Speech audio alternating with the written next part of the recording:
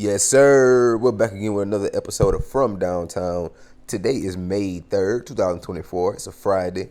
Very gloomy Friday down here in Baton Rouge, but nevertheless, it's still a great Friday. And I might get drunk. No, I'm playing.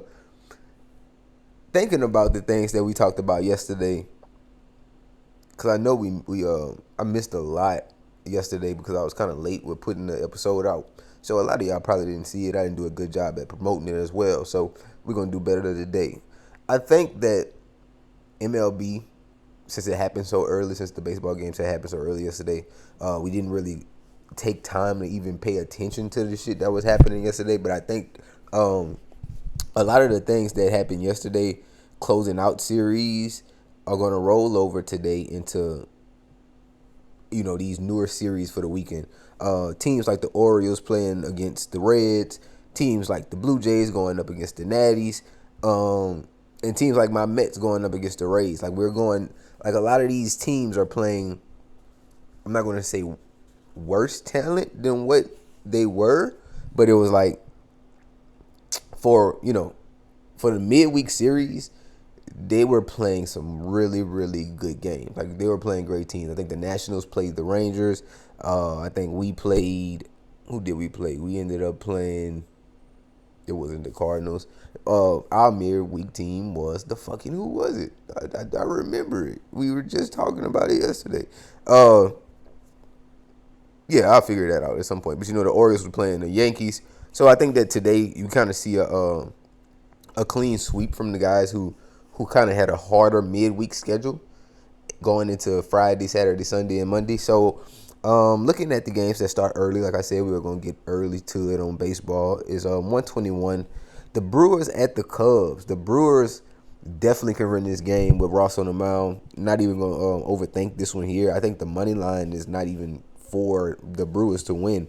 I don't know where they see the Brewers losing this game, other than the fact that I think it stays under like 9 runs, 8 runs, so they can probably give up some late runs in the 8th that might fuck up the win. But I'm like, I don't see that happening.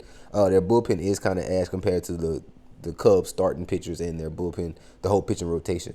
But the Brewers just fall off with their bullpen. And like I said, late in the games is when your bullpen actually matters. So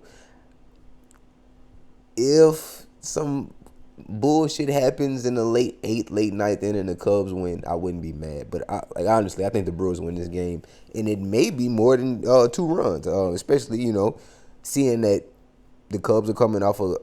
We played the damn Cubs. Why am I being crazy? We played the Cubs this midweek. The Mets played the Cubs, and now the Cubs are going against the Brewers. Interdivision rivalry, interdivision shit is always very under for the Brewers, Cardinals, Cubs, Reds.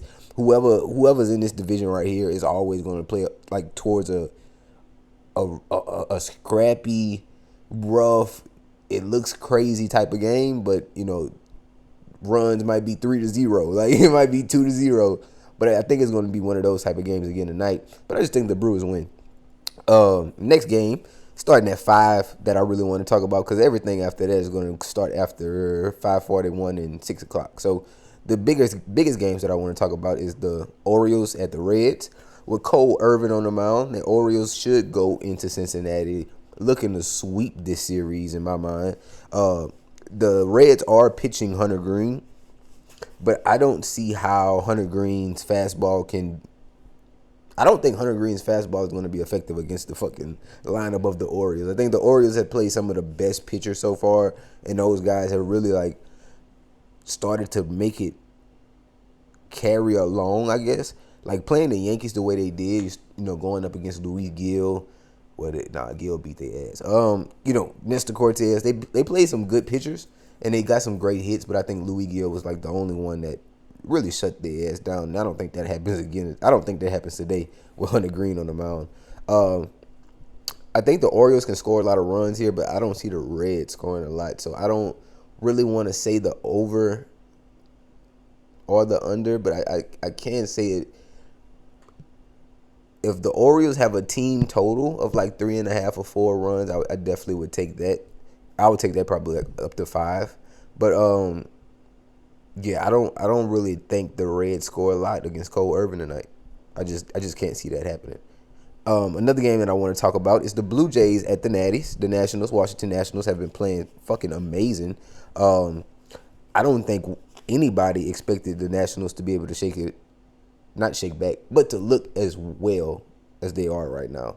Um, they fucked around and won 2 games against the Dodgers in the last series they played with the Dodgers.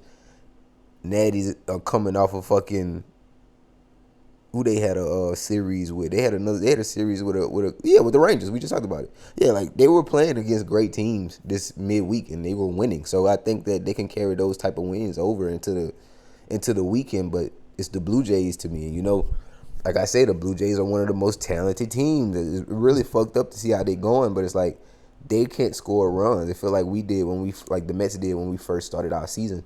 It feels like you get on base and you just leave everybody there damn near every inning. So, if the Blue Jays find a way to continue to hit together as a team, push runners in the scoring position and score those guys, at least one of those guys, I think they have a better chance of winning, especially during this series. So you can go ahead and shake it back. But the Nationals are not a pushover by any fucking measure of the standards.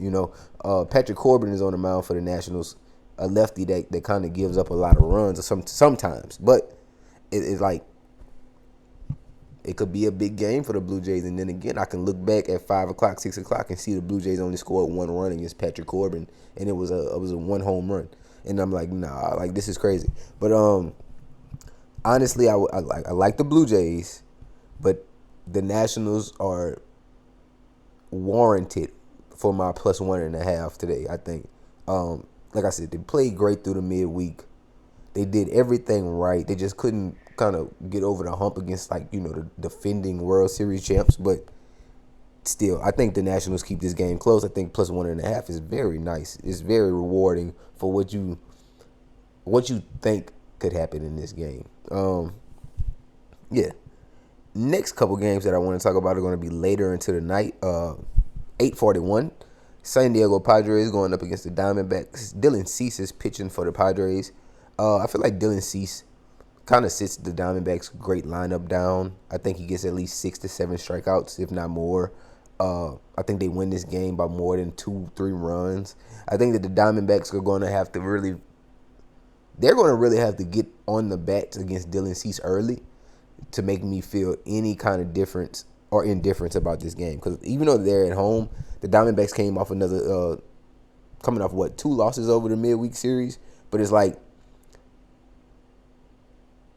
the Diamondbacks and the Mariners were like I don't know how to explain it. It was a great pitching duel early, but then it became a battle of contact hitters. I was like, shit, this is crazy because I think the first game they played with the Mariners was 2-1. Then the next game they lost. Then it was I think they didn't score at all.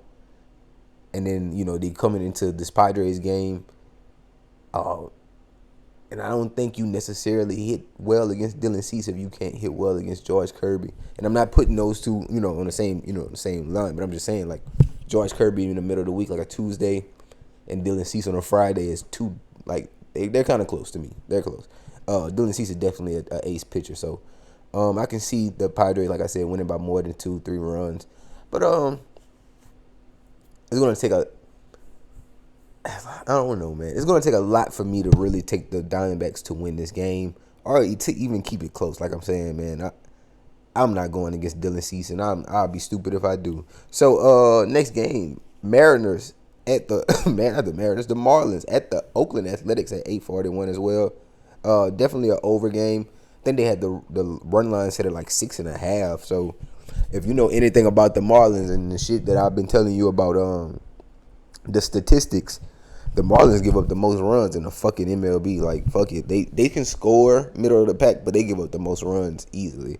I think the Athletics can do enough 3-4 runs here to fucking get the over at 6.5. So, yeah, I think tonight the Marlins definitely go over again. Not finna pick a winner for the Marlins and the Athletics. I would feel like an asshole if I did. But definitely an over type of game for me. And the last game that I really want to talk about is the Braves at the Dodgers. Last game of the night, where I think that the Braves, with Charlie Morton on the mound, actually wins this first game in LA. Freddie Freeman is gonna go crazy because every time he plays the Braves, he fucking gets a home run at least. So it's like over this weekend, you might as well just keep putting Freddie Freeman to get a home run, and it's gonna catch at some point. But really, I don't think this is gonna be a high scoring game. I think it's gonna be a pitching duel, more of a defensive battle. I think Mookie Betts get like 2-3 total bases. Like I said, Freddie Freeman is gonna be a big bet tonight. Acuna as well. I honestly, it's like we're looking for Matt Olson to be the guy to kind of get it out the park tonight. Like we said, Freddie for the whole series, but I think tonight Matt Olson gets the ball out the park going against Stone. So I like Charlie Morton. Don't like his strikeouts, but I like Charlie Morton to get at least to the fourth, fifth inning and allow that great bullpen to kind of do the rest against the Dodgers. It's the Dodgers for a reason. But that's all we have for MLB Baseball for today. We're going to go ahead and hop straight into some NBA playoffs, starting off at 6 o'clock with the Cavaliers at the Orlando Magic. The Magic are actually a great home team. I really don't want to go against the Cavs here, but I have to, knowing that the Magic were like 28-12 in the regular season at home. Paolo has really stepped into himself. The Magic are, I don't know. I think the Magic can stretch this to a Game 7. I don't think we've seen a Game 7 yet. We were trying to see if fucking Knicks and Sixers could do it last night, but great shot from Josh Hart kind of ended the Sixers run, so it's over with. This game could be won tonight by the Magic, in which I see the Cavaliers winning in Game 7, but it's like, I think the Magic here, Jonathan Isaac has a big game, Paolo, of course, but the only way I can see this game being won by the Magic if it goes over like that 190 mark. It has to go over 195, 200. These games have been very shitty, very scrappy, very low scoring. Like, I wasn't expecting that out of this series. Very defensive ass series. But I think that tonight, if the Magic want to win, they have to kind of score out the ass, pause. But they gotta truly score. They gotta score, and they gotta beat them by. If you want to win by 5, you need to beat them by 15 type shit. Like, it's like you need to put yourself out there on a run and don't look back. Just fucking keep the foot on the gas all the way through. You're a great home team that loves to play at home. Let the crowd, pull you across. Cleveland shouldn't travel that far to Orlando, but it's like, man, let the crowd pull you across. I think Banchero could have a big game tonight. I think he has like a double-double. Or he is close, 28 and fucking 4. He doesn't get too many assists. I was about to say 28 and 6, but he don't pass that bitch that many times once he puts his back to the basket. So yeah, like I said, if you want the Magic, I think the Magic win. I think this game goes over. It has to go over if the Magic wins. So let's keep it at that. Next game of the night. Wait, that's it? Oh, no, I'm tripping. I know it. I was like, wait, I know I'm not tripping. Last game of the night. LA Clippers at the Dallas Mavericks. Mavericks just coming off a win in LA to kind of to get the lead in this series 3-2. Now you go back to Dallas and you have to play out of your ass if you're the Clippers, and I don't see that happening. I think tonight the Mavericks go ahead and finish this series off. I think Luka fucking demolishes them. If anybody could wake up for the Clippers in a Game 7, I feel like out of PG and James, it would be James. But PG has the ball in his hands most of the time. I want to say like 30% of the time with James on the court. So I think that back and forth with PG and James is going to be one of the biggest things that can keep this game somewhat close for the night. Like if James Harden, like I said, goes out again and has a fucking big, great game, 20 points, 8 assists, 8 rebounds, 6 rebounds, of course, it's nice. But I think that the Mavericks win this game handedly, and I think that Kyrie shows his defensive prowess again on James Harden. Like if you didn't see that last game, it was like he stepped up. And he said in the interview, it was like, man, if you know the greats always, played on both sides of the ball, and he just wants to do that. And I'm like, man, there's no way this dude is not on the fucking USA roster right now for Paris, which is crazy work. Like, Kyrie is one of the best guards that we have in the game right now, and for him not to get that bid is wild. But yeah, I think Kyrie has a big game. I think he does a lot on the defensive side to stop James Harden from creating for others, and himself, because somehow he can't even get his shot off with Kyrie on him. Feel like the step backs don't work. Kyrie knows it. Like Kyrie was with him in Brooklyn. Like he probably was on his ass all practice one day, and he just realized all of his tendencies and moves. But he does something to fucking James Harden that I don't understand, and it kind of puts James Harden back into a shell, and he doesn't look like it ain't playoff James. He don't even look like regular James Harden. Playoff P got to kind of show up tonight. If we get 25 out of him, I would be very happy. Player points wise, I think he does see 20, 25 with the volume of shots that he would have to take to keep this game close. Like I said, he's going to hold the ball 30% of the time. So if he's on the ball, being able to get to those shots like he was last weekend when they played in Dallas and he won that game, it'll be fun to watch. So both teams have lost on their home court. So I'm not really saying that anything can. I'm not saying that the Mavericks just are fucking will to win because they're at home. No, I'm just saying I think it's a better game out of Kyrie and Luka, in which they just came off a good game. So now they're going for a great game, and they're doing enough to, in my mind, they're going to do enough to beat the Clippers tonight and close the series out. But the Clippers are definitely going to be tough out. The others going to have to show up. Norman Powell, Terrence Mann, Russell. I think Russell Westbrook only had like 2 points the last game. Like he's going to have to step up or at least contribute at some point to the team if they want to at least go to Game 7. But other than that, I think this game could definitely end the night in Dallas. The series could definitely end the night in Dallas, and I wouldn't be shocked as well as if the Clippers keep the game closer than fucking 8 to 10 points like the fucking line has it. But that's all we have today from Downtown. I will be dropping probably another episode a little later, just discussing more of the weekend baseball as well as college baseball, because we kind of missed out on that for the last couple of weeks. But it's been so iffy that I don't even know how to talk about it. I don't even know